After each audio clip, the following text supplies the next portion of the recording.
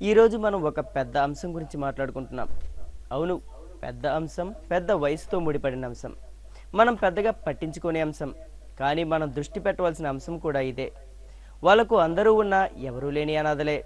ఆస్తిపాస్తులు ఉన్నా తిండి పెట్టేవారు లేక అల్లాడిపోతున్నారు.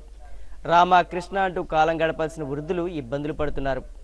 ఆదరించేవారు లేక రోడ్లపై భిక్షాటన చేస్తున్నారు. మన పశ్చిమ గోదావరి జిల్లాలో పెరుగుతున్న వృద్ధుల ఇబ్బందులపై సీనియర్ సిటిజన్స్ డే సందర్భంగా శక్తి న్యూస్ అందిస్తున్న ప్రత్యేక కార్యక్రమం.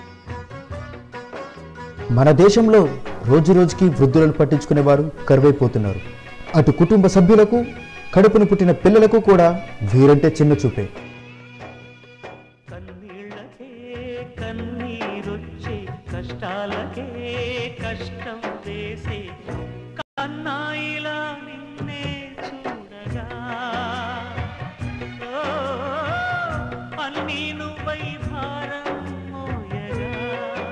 వీళ్ళంతా పిల్లలకి జన్మనిచ్చి పెంచి పెద్దవాళ్ళని చేశారు.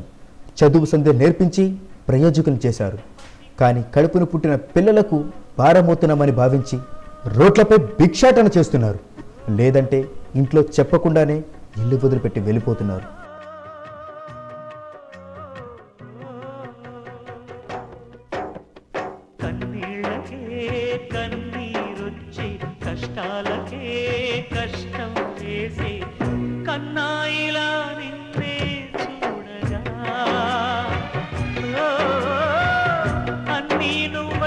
కన్నవాళ్ళ కోసం ఏం చేయడానికైనా ఆలోచించరు పిల్లలు.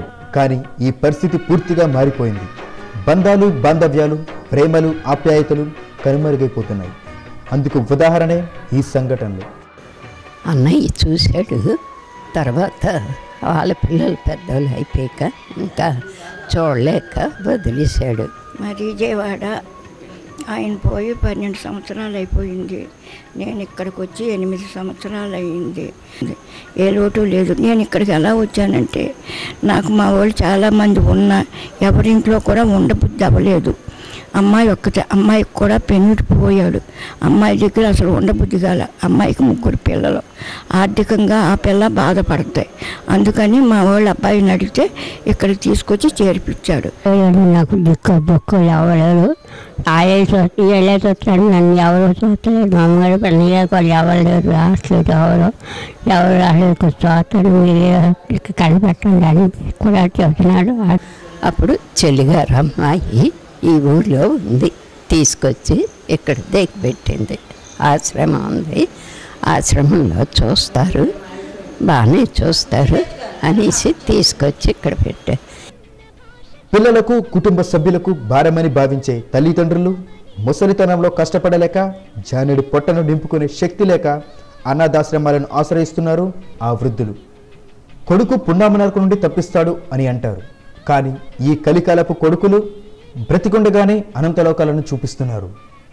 జరుగుతున్న సంఘటనలను చూస్తే లోకం ఎటుపోతుందో తెలియట్లేదు. వారు చూపిన మార్గదర్శకాలే మనకు ఆదర్శం.